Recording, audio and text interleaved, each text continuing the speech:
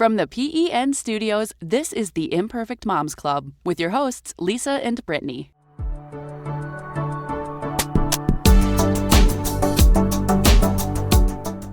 There's no right or wrong of being either a professional working mother or being a stay-at-home mom.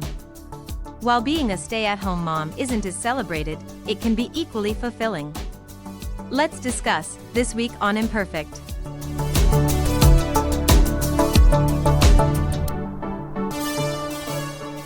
Guess what, everybody? I am a stay-at-home mom. By choice. Say what? Yes, I chose this life. This frustrating, amazing, chaotic, beautiful life. I wake up in the morning, usually to the sound of Lily screaming, "Mommy." I do the damn thing, okay? And then I stay up way too late after my girls go to bed. And eventually I fall asleep. And then I get to do it all over the next day. I don't have an office that I can escape to. I don't have adults that I get to see and interact with regularly on a daily basis. There's no escape, is what I'm saying. So, and I have no idea when my next shower is going to be. It's Groundhog Day. Yeah. You're living Groundhog Day. Yeah. Especially when the kids want to watch Coco Melon over and over Yep, and over or and over. Blippi. It is literally Groundhog Day. Yep. And you know what? I've never felt more fulfilled or prouder of myself in my whole life. But the world today loves working moms. Society is all about women who do it all and have their own careers and their own businesses and their own lives apart from their children because it's mentally healthy to do that. And it is, like we all need breaks from our kids. I mean, I'm the first one that'll say that, I'm going crazy at home and I'm like, oh God, I just need to go, run to Target or do something. Right. So it's healthy, but I feel like I said, society loves working moms. So I feel like there's less, there's not as much love for the stay-at-home moms. Is what I mean. It's not as celebrated. Yeah. And I think, I don't want to be all conspiracy theory, whatever, but I think part of why society and social media and blah, blah, blah is all working moms, you're the best thing, you're Wonder Woman, blah, blah, blah, is because they need us to work. They have to have us because I don't know, we're awesome. we're we can multitask like no one's business. Yeah. And I think that businesses, at least I know from my own experience, is businesses that I've worked with have profited so much off of having me work for them. I'm 2.5 people. And they only are paying one salary. And so I think that they're oh, we need this. This is a really good asset. And so they're trying to celebrate it so that, I don't know. Yeah, so let's push it. Let's make that trendy. It's trendy to be the mom that's, too busy and that, all this stuff. And I'm not saying anything bad about hey, Brittany, you're a teacher. You work. And I have so many, my best friends work and their moms, it's wonderful. It's great that you have a career. It's just, I'm not any less for not working. That's what that's what I'm saying. Yeah. You can't make a blanket a blanket statement. I misspoke. Blanket, like a blanket statement saying, oh, well, this type of mom is better than this type of mom. No. You have to look at each family and situation and season that they're in and what is her mental health right now. It's being a working mom or being a stay-at-home mom doesn't mean you're a good mom or a bad mom. It's just oh, this mom is a brunette and this one is a redhead. Yeah. This one works and this one stays home. This one has a part-time business and I don't know, this one goes to the farmer's market every weekend and sells carrots. It's just yeah, it's just a flavor. It's a flavor of mom. Yeah. So I guess when I'm talking about society, I'm saying, because society loves working moms so much and we're pushing it and it's the trendy thing to do is to have, you're holding your baby while you're in a meeting on Zoom and all these things, right? There's a tiny voice in my head that's telling me that I'm not doing enough, that my choice to focus all my energy on nurturing and raising my children somehow makes me less than because I don't have any meetings to go to. Or, I had a conversation recently and this actually, so I'm not going to get too into it because it wasn't a good, wasn't a good night for me. But I had a conversation recently where the other person seemed incredulous that I mentioned this, that staying home mom, that being a stay-at-home mom and staying at home with my girls was my choice. She implied that that it wasn't my choice. She implied that like, oh, you know, maybe like it was Paul's idea or something, like how, you know, how could I have decided just of my own, like that I'll stay home. Right. So I, you know, we're at this, you know, we're at this bar and we're talking and she's just talking at me. And I mean, at some point, like I kind of just got to let people talk because it's clear that they really want to. So like I was going to let her continue, but like I wasn't saying anything because I didn't appreciate the implications she was making. But yeah, she was basically like, it was just somehow like I'm wrong or somehow it's weird. Like, why would I want to spend all this time with my kids? Like, why, you know, that's what daycare is for, or that's what, you know, school's for, preschool's for. And I don't know. I never felt fulfilled in a job, and some women do, and that's great and that's wonderful. We need to be proud of stay-at-home moms too. You know, we're the ones that are, I don't know. Anyway, sorry, I'm kind of like losing the plot a little bit, but well, like I'm sure, like I've seen it and I'm sure you've seen it. There are different marriages or different couples where the man is more dominant and he's like, oh, you're staying home. Oh, you're doing this. You're going out and getting a job, whatever. And he's more, I don't know. It's not good. I'm not saying that's a good thing, but I have seen that. But I've also seen women who are like, nope, I'm deciding that I want to stay home with my kids. And I'm just, maybe they'll take a year off. Maybe they'll take 10 years off. It's up to them.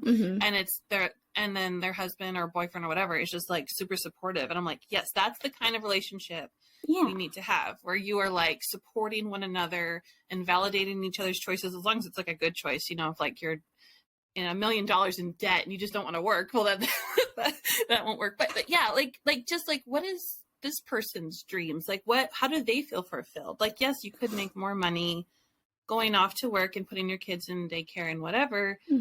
But unless like you have to have it, like to make it, like you don't, if she feels more fulfilled being at home, or if he feels more fulfilled being at home, just do that. Do what works for you guys. And like, everyone just do your own thing. Okay. I've got like this, I don't know, like I was thinking a lot about your last episode about Instagram and like the aesthetic and stuff. So I feel like that's what it is. It's just the working mom aesthetic, you know, that's just this all over social media and all over everywhere. And it's just, you know, you've got to be, you know, if you're not like on a Zoom call with like breast milk on your shirt, like who even are you? You know what I mean? Like it's just really, I don't know. And so women are taught that the most empowering thing you can do is break the mold and say no to quote unquote antiquated gender roles. And we need to be boss moms and mompreneurs in order to get the respect that we deserve. But to me, like, it's even more empowering to own my decision to stay home. Like, I feel empowered by, you know, I was the one who brought that up to Paul. Like, he didn't even mention, like, I've mentioned it first. I said, you know, I'm going to want to stay home with my kids. I told myself I wasn't going to go into this, but you mentioned, here we go. Yeah, you mentioned conspiracy theories, you know. So I've been thinking about this, and I've been thinking a lot about trauma. And a lot about like society and why society the way it is and all this stuff. So I'm thinking about generational stuff. So our generation, let's go back. So who were we raised by? We were raised by the first generation of moms that were like, no, we're going to work and we're going to have jobs and we can do everything that men can do and we can, you know, all these things. And so the shoulder pad era, everyone had suits. They had the women's pantsuit became a big thing in the 80s, the big hair, they were owning it. Yeah. They were changing the world. And that's great. That's wonderful. But then now we have a lot of adults that, a lot of us are dealing with anxiety, depression. Like there's a lot of stress and stuff. And so I don't know, it's hard not to imagine. It's hard not to think that there's like a relation there. Anyway, that's just my conspiracy theory of the day is, you know, maybe what we needed was a little more like nurturing at home. And, you know, but we had moms that were so busy creating their dream careers and their dream lives and doing all this stuff that, you know, I don't know. I mean, there's a reason that I was closer emotionally with my grandmother than my mom, right? My mom was super busy and she was working, and I learned at a really young age, oh, mom's too busy for this. I'll just wait, or I'll do whatever. But, you know, I'm a kid, you know, so I don't know. It's crazy. Just anyway, we can. Yeah, I won't say who. I don't think they would listen to the podcast, but you never know.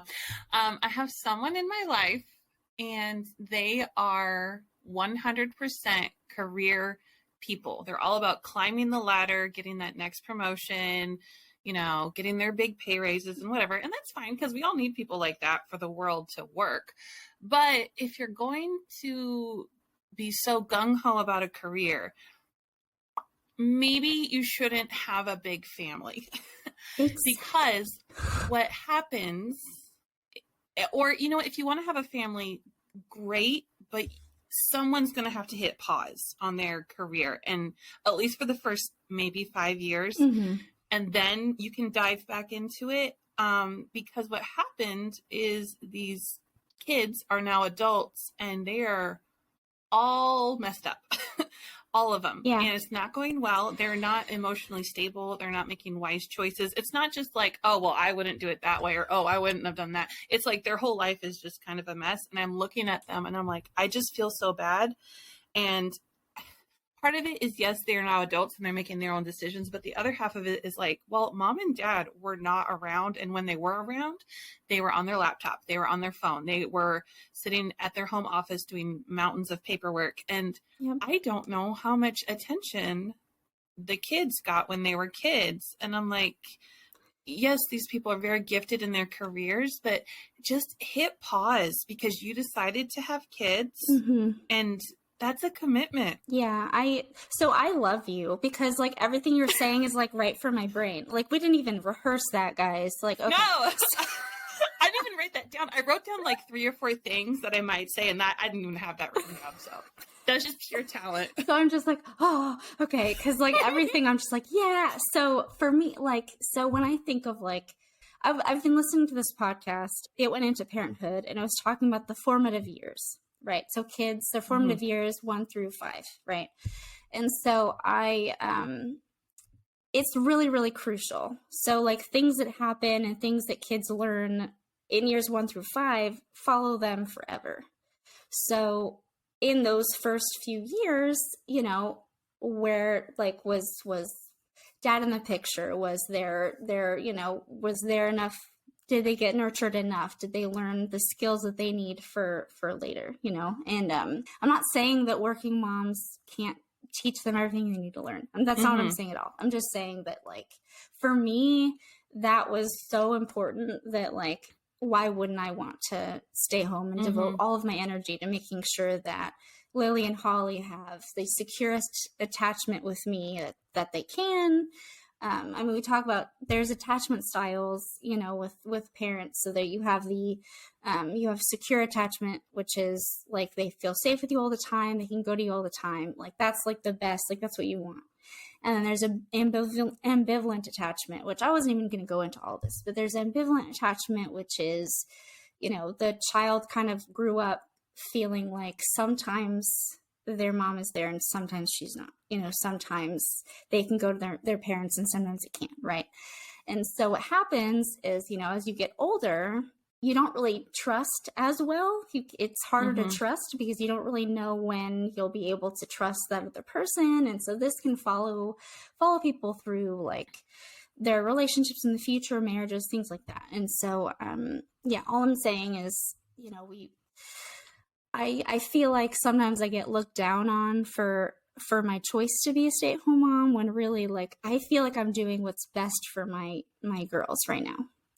And I mean, Lily is in preschool full time, right? Because Holly has a lot of doctor's appointments. So it's not, you know, I'm not saying that I wanted to be stay-at-home forever, right? I mean, but at least like Lily got the first 3 years of her life were mostly at home with me. And now she, now at preschool, her teachers are telling me that she's like perfect and she's super well behaved and she has no behavioral issues. And something that actually made me like tear up when I was dropping her off is her teacher said that the other day, one of the other kids was like crying because she was like, mommy, mommy, and crying.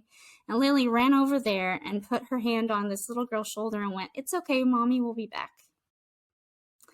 That is so sweet. And I was like, yeah, she will be back. It's just, I don't know, it was so beautiful and such a great moment. And that kind of like in that moment, I was like, I did it. I did the thing. Lily her attachment with me is secure and she's able to comfort other people and she has empathy and all these things. And so, I don't know, I felt really proud of myself in that moment, and it's just, I don't know. So I was really proud of myself. And I feel like today in society, like I feel bad for being so proud of myself. Like, I feel like I shouldn't be proud. Like, I should be wanting to, and I mean, I have an Etsy shop, right? I have an Etsy shop. I'm trying to make money online here and there, whatever. But, like, I'm not focused on that. I'm focused on my kids. Right. Yeah, absolutely. The kids have to come first, So if I could choose, I would stay home, at least for the first little bit.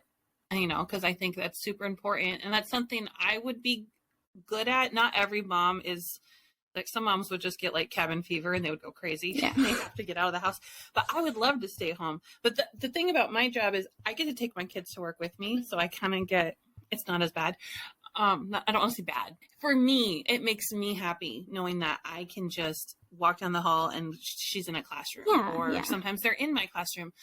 But what's really important is whether you're a working mom or you're not a working mom is how much, like, where do your kids fall on the totem pole? Does work come first? Because if work comes first, or if anything, comes first, your kid's going to suffer. There have been times, and one of the reasons why I had to leave my first job was because I felt like I couldn't put my family first. Yeah. I felt like they had to come second, like all the time. Now, every now and then, okay, maybe there's an emergency and I'm the only one who can do it. Okay, fine. But it was like over and over and over and over and over. And so now, like, I almost cried the first time, like, I had to stay home with one of my kids who were sick because I had to be like, sorry, I'm going to have to take a day off. And it wasn't like any issue. There was no grief about it. There was no guilt. It was like, oh, okay, yeah, take as long as you need. I was like, what? What do you stay home? Or, if something's wrong, like my kids come first. I'm going to have to be like, sorry, I have to leave the classroom. I'm sorry. I'm going to have to take the day or whatever. I bring work home because I am a teacher. So I'm trying to like get projects done. But if my kid needs to talk to me, she's 7, like, how big, quote unquote, can her problems be? Well, to her, they are big. Yeah. So I need to put that stuff aside and be like, you know what? Yes, this is important because it's for my job, but this child is more important. And I'm going to push this aside and we're going to talk about whatever she needs to talk about, because to her, this is super important. And I never want her to think, no, mommy's too busy for you. Yeah. There have been a few times, yes, I have to say, listen, mommy's got to do like 10 more minutes and then we'll go do the thing. But I never want them to feel like, oh, she's working, I can't talk to her, I'm not as important.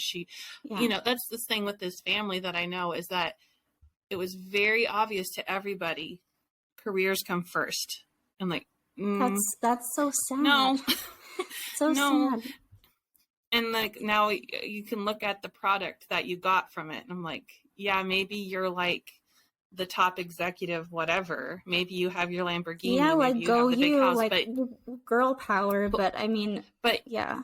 Look at your kids. Are you really happy? Are they happy? Because I don't think they are. Like, have your job, right? But like, be honest with yourself about what comes first and what is most important. Because if you can honestly tell me that you love your job, but you can honestly say that your kid does come first and you will drop everything if your kid needs help, then great, cool. But I feel like a lot of women lie to themselves. I forgot what I was going to say. Oh no. Maybe we should take a quick commercial break. Take a quick commercial break and I'll remember. We will be right back.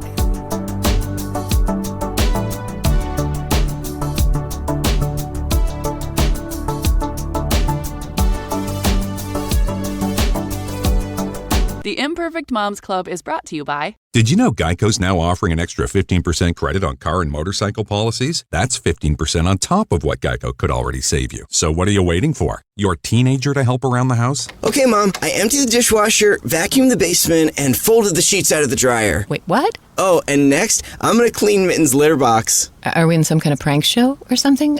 That's a camera, isn't it? There's never been a better time to switch to Geico. Save an extra 15% when you switch by October 7th. Limitations apply. Visit geico.com for details. Hey, my friend, I just wanted to pop in for one quick second and just ask you if you wouldn't mind sharing a screenshot of the show right now on your social media. If you would do that and post it to your Instagram stories, to your Facebook stories, or something like that and tag us, that would help our show so much. The best advertisement is by word of mouth from our listeners, just like you. If you found an episode that you truly love and that was helpful for you, or that just made you laugh along with us, please share that with your family and friends. We want to grow our community, and the only way to do that is with your help. This is the Imperfect Moms Club on PEN. Get in touch with the show through the PEN listener hotline at 833-PODS-NET. That's 833-763-7638. And now, back to the Imperfect Moms Club on the Podcast Entertainment Network. I don't remember, so you can say whatever you want. All right. Okay, well, welcome back from the break. Lisa can't remember, but maybe if I start talking, it'll just come back to her. Oh, yeah, I'm going to be like, oh. Oh, yeah, it's mom brain, you know. I think another thing that can happen is moms start thinking they're better than other moms, depending on what they're doing. Like, you have, like, the crunchy moms who are like, oh, well, I only feed my kids organic, homegrown, local food, and they only wear 100% cotton, locally sourced. And I'm like, you know what? That's I made fabulous. it myself. Yeah. Right. Like, good for you. Like, honestly, like, I'm not saying you're a bad mom. Awesome. But don't look down on me because I got my kids something from McDonald's, you know, or like they're not wearing 100% cotton. It's sorry. I just really like Old Navy, and I just really like different brands. And that can happen with the working mom and the stay-at-home mom is I hate it. I mean, yeah, like, because sometimes, like, a stay-at-home mom, and not again, this is not a blanket statement, I'm not saying everyone's like this, but sometimes what can happen is the stay-at-home mom can be like, oh, well, if you're a working mom, you don't really love your kids, and you just and that's not at all what I'm saying. Like, I want to make that clear. Like, that isn't what I'm saying. Like, I have friends that are working moms. Like, I love you guys. I'm not saying you don't love your kids. I'm just sorry. And then you have your working moms who might look at your stay-at-home moms and be like, oh, well, they're so lazy. Well, they just stay in their jammies all day. Well, they just eat snacks all you know, and it's not true. Like, we're on the outside looking in, and we're like making a bunch of assumptions. And maybe you happen to see that one mom on her worst day. You can't look at that and be like, oh, well, her whole life is always like that. Like, no. Same way you can't look at someone's highlights and be like, oh, it's so amazing. Like, can we all just level with each other? Like, we all love our kids. Oh, you know, hopefully. There's some days we love them a little more than others. Or not love, like. There are some days I like my kids more than I like them the other days. But we all love our kids. We're all just doing our best. You know, we all have different situations. We all have different backgrounds, and just can we stop like attacking each other and just like band together and be like, you're doing a great job. You know, can I help you with something? No, you're doing awesome. Cool. Let's go get coffee sometime.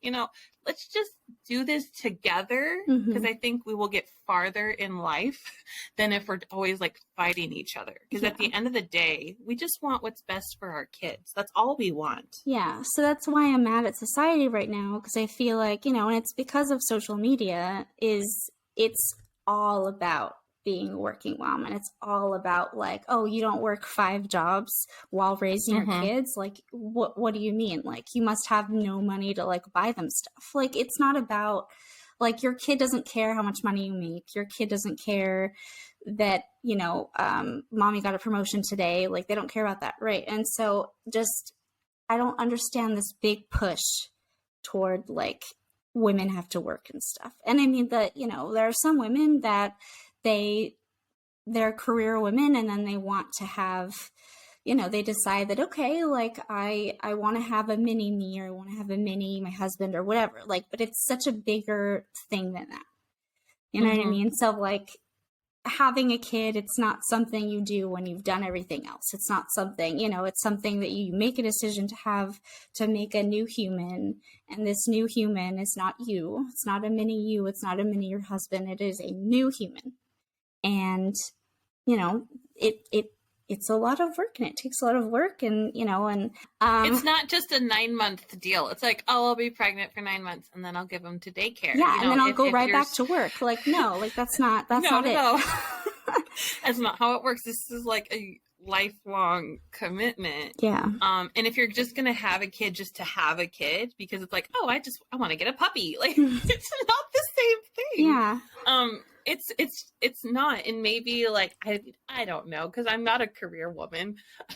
Maybe they look at the Instagram moms and they're like, oh, they look so cute and they're matching outfits and it looks so fun. And yes, it is fun, but it's also a lot of work. Yeah. My friend just had a baby and I was like, listen, like, this is going to be the most wonderful thing you've ever done, but this is also going to be the absolute hardest thing you've ever done. And you're going to cry and you're going to second guess yourself.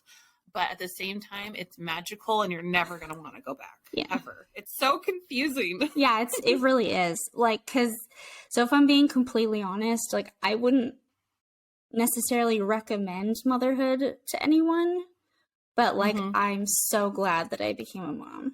Like, and so here's, I remembered my thing from earlier, guys. I remembered. Okay.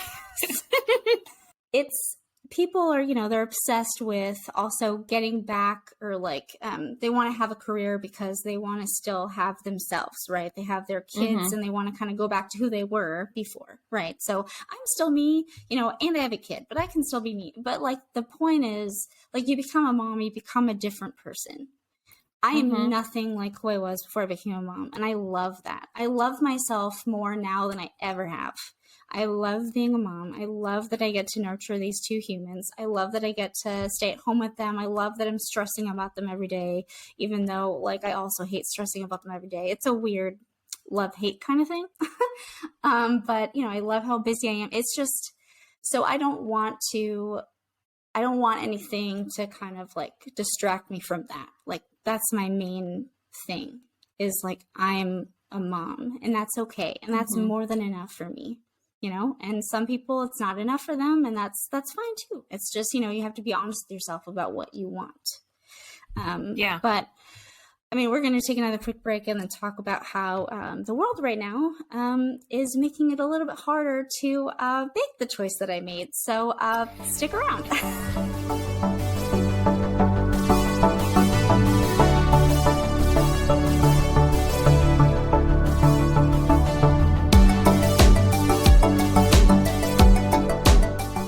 And now, a word from our sponsors. Imagine a world where potty training is fun, fast, and easy. Only pull-ups have Disney graphics that fade when wet to teach big kids to stay dry. So they're motivated to keep the music going. I'm a big kid now. Did you know Geico's now offering an extra 15% credit on car and motorcycle policies? That's 15% on top of what Geico could already save you. So what are you waiting for? Your dentist to actually believe you? And you're flossing every day. Absolutely. Great. And you're cutting down on your sweets? Of course. Wonderful. Then I don't even need to look in there. Great. See you in 6 months. There's never been a better time to switch to Geico. Save an extra 15% when you switch by October 7th. Limitations apply. Visit geico.com for details. Enjoying this show? Be sure to check out all the shows across the Podcast Entertainment Network, where there's a show for every interest. Visit www.podcastentertainment.com to browse through the full collection of shows. And now, back to the Imperfect Moms Club on the Podcast Entertainment Network. I hate money. I hate that we all need money. Yeah. I mean, I don't want to live in a communist world either, but like, can we not figure this out? Money, money, money. Yeah, money makes the world go round, and it's awful. So I feel like, honestly, the stay-at-home mom is like a dying breed. Like, I say that all the time, like, to Paul. I'm like, I'm pretty sure, like, I'm like one of the only stay-at-home moms left. Like, I don't think we're, we're a dying breed, because things are getting so expensive. So, like, pretty soon people aren't gonna be able to afford it. You know what I mean? Yeah. Yeah. So price of gas. This is just a fun little thing I think we should do. My husband keeps telling me no, but all of you in the chats, like, just validate me. This is a great idea. So gas is like ridiculous. So I've been doing a lot more online shopping and more Amazon subscribe and save and whatever. So I don't have to make as many trips to the store. But we all go back to having horses and carriages. Yes? Like, we can all have horses. Yes. And, like, keep them in your backyard, and they can all have names, and they can wear little jackets in the winter, and we have little carriages, and we start shopping local again. And how cute would it be to take your kids out? I'm sure the kids would totally pass out in the back and just like fall asleep, and that's like a good half hour, just to go down the block. Like, let's all go back to horses and carriages and buggies. And the barter system. Who needs money? Yeah. Let's just like trade services or trade, like goods. Like, somebody grows carrots and I grow potatoes, and we can just whoop. And then and that's the money. And we don't need money. It's horse and buggy. They don't need gas. Like, horses don't need gasoline. Is what I'm saying. They eat grass. They eat grass. Like, I'm like, Michael, please. He's like, Brittany, you need like a baseball field size plot of land. And I'm like, honey, our school has a baseball field and we don't have a baseball team. So please. I know he won't let me, but I'm like, this would be just like epic. Like, we're like, forget the gas companies. Like, screw you. We're all buying horses. Yep. Everybody gets a horse. Everybody gets a horse. We all get horses. We all get some grain. We all get like enough to like start our own plots of our own gardens and stuff. And then we all just do that. There. Bam. I just solved it, everybody. You heard it here. Brittany just solved it. Yep. I love it. I think about that all the time. Like, we were looking on Zillow once. We're trying to look at, I don't know, sometimes we like to see what other houses, like, I do it mostly for like decoration. Like, I like to peek at other people's houses. Are you just nosy though, and you want to see what people have in their houses? Yeah. Because you're like, like, zoom in on that like medicine cabinet. Like, ooh, what is... what kind of medical issues do they have? Okay. But yes, we were looking on Zillow, and we found in Colorado, there was like a 9-acre just land, like 9 acres of land, and it was like cheaper than our house. And I was like, dude, like, let's just live in tents on this like huge land. Let's just do that. Yeah. Let's just do that. There's like nature everywhere. It was beautiful. And I was like, and the girls, I can homeschool them. But that's another thing, is I'm thinking about homeschooling, because I don't like, I'm not a huge fan of what's happening in public schools right now. That's that's a different thing. But I believe that we're kind of straying away from like academics and kind of going a different way, which, anyway. So I think I want to homeschool, and so I'm like, let's just leave everything, and we can get this, like, all this land in Colorado, live in tents, like, grow our own food. Like, I think about that all the time. I'm like, we don't need to pay for gas, we won't need to whatever, like, we can live by water, and then we can make like one of those like hydroelectric whatever things, like the canoes, the water, and like we can go real like peasant life with this. I love it. I think, anyway, I think about that all the time. Like, I'm like, you know what? If I had my way, would pack it all up. But at the same time, like, I like TV, and I like, I have my creature comforts at the same time. Yeah. So I don't know. There has to be like a happy middle, I feel like. We'll find it. We'll find it. Yeah. Well, maybe this next generation, like our kids, will figure it out. And then we can just like be old and creaky in our little rocking chairs and be like, good job, you guys. Good job. You fixed it. Because, like, here's the thing about, like, things getting more expensive. So people are deciding that they they're just going to have less kids because they can't afford them. And a lot of people are just deciding that having kids is too expensive. Like, just having kids in general has become a luxury. So pretty soon, like, people are just going to stop having kids. And then what's going to happen? We got like 2 or 3 generations left of humanity. So it just, I don't know. This whole thing is just like a big mess. And I don't know. Anyway, just. I think, I don't know what the answer is, but I think the government needs to do something about our maternity leave and about working moms, because, like, if you want to have a strong and stable country, you need to have a strong and stable next generation. And if you have all these moms who are working themselves to the bone and you're not giving them the resources that they need to have strong families, like, it's just going to go downhill, and it's just going to be a whole bunch of people you're going to have to help, later on. And that's a bunch more tax money and whatever. Like, can we just focus on helping our families, or just, giving people the resources that they need, giving them the maternity leave that they need? Because one thing that happens is when moms have to go back to work, especially your single moms who don't have another income in the house, they have to bounce back.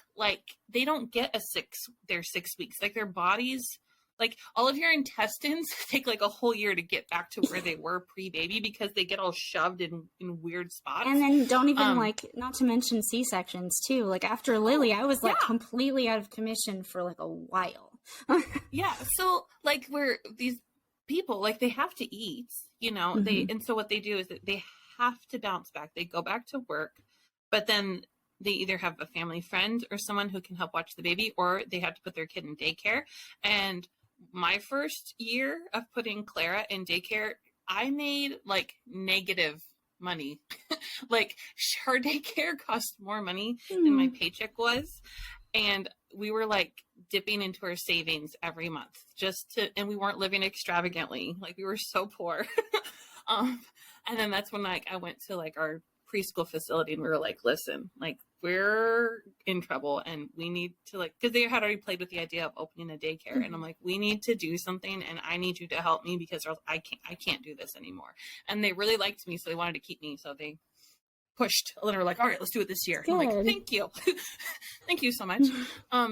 Yeah, but so then these moms have to go back to work, and they're working. They come home and they're tired, and then they have a baby they have to take care of, and it's so much. It's so stressful. So they're just, I don't know exactly what the answer is, but I do know that we need to fix our maternity leave and our maternity care so that moms can just stay home, physically recover, help take care of their babies, give their babies that nice, good foundation, of feeling loved and being rocked to sleep, and, being fed when they need to. And when mom doesn't have to wait to feed you because she's on a Zoom call, just something isn't quite right, and somewhere someone needs to fix that. Yeah, and stressful moms raise stressful kids. Because your children, they feel what you feel, and they can see it on your face and stuff. There's a reason why as a child I taught myself that there were times I couldn't go to my mom. And it's heartbreaking. It's heartbreaking. It's so sad. Yeah, because a little kid shouldn't have to figure that out. Yeah. Little kids shouldn't have to worry about, am I going to interrupt a big meeting? Am I going to really bother mom? Am I going to put dad behind on his Excel spreadsheet if I tell him I'm being bullied at school or whatever? They shouldn't have to worry about that. They should just be concerned about playing and wearing pretty tutus and what popsicle they're going to pick after they go to the pool. Just, the innocence of childhood it just keeps getting taken away bit by bit. Yeah, and I agree. I don't like that, because you only have so long to just be completely innocent and be so carefree. And then after that, adulthood hits and it's all over. Yep. And then we're just a bunch of people managing and taking anxiety and depression medication. Yep, and then we're just a bunch of stressed out adults. Yeah. Yeah, can we just push that farther so that they have longer to just be kids and naturally develop Yeah. and naturally figure things out and not force it on them so early. Exactly. Our kids grow up too fast. Exactly. Like my whole problem with Encanto, right? Like I did an Encanto episode because I don't understand why this is a kids movie, because these are concepts that kids don't have to know right now. They don't have to, I have a friend who, she was working at like this after school program, and there were these two girls who, they were like always together, like they were besties, right? Like kids have best friends, like they just want to play with their best friends. But what happens is best friends, when they spend a lot of time together, sometimes they fight. But that's like a normal thing, right?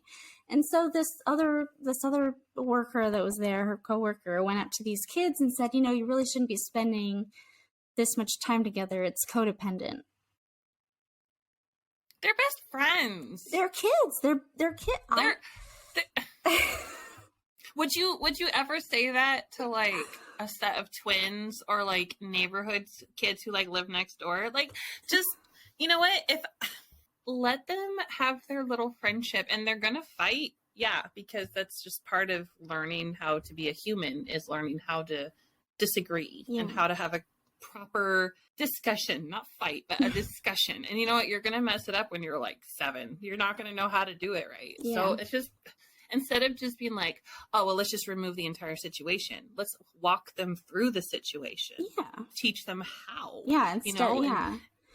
Yeah, exactly. Like a lot of these, going back to working moms. So like my mom worked a lot, and, I spent a lot of time with babysitters and nannies and stuff. And like, I feel like instead of like seeing the problem head on and fixing the problem, it was a lot of like, oh, I'm too busy to deal with that right now. So like, I'm gonna whatever, like putting it on someone else to deal with it or something, but no, we need to, like, that's part of having children and raising them, is that you have to raise them and you have to like nurture them, and you have to like, they need, we will figure it out, but we're not gonna, like, we shouldn't be left alone to figure stuff out, is what I'm saying. I don't know. Yeah, because sometimes kids, unfortunately, are left behind, and they get, they have to figure it out, and somehow they do. And it's amazing when it happens, and those people are my heroes. But that's not the norm. Mm-hmm. And part of being a parent is walking them through that, and it just drives me crazy when, maybe some kids struggling with an activity or a thing, they're having a hard time with something. And then the adult's like, oh, well, let's just not do that anymore. Oh, well, let's just, go do something else. Yeah. And like, yeah, sometimes there's a time to like, all right, let's just like change the scenery. But my first reaction is, okay, how can I help guide them through it? Not do it for them, but like guide them through it. So the next time this happens, they're good. They already know what to do.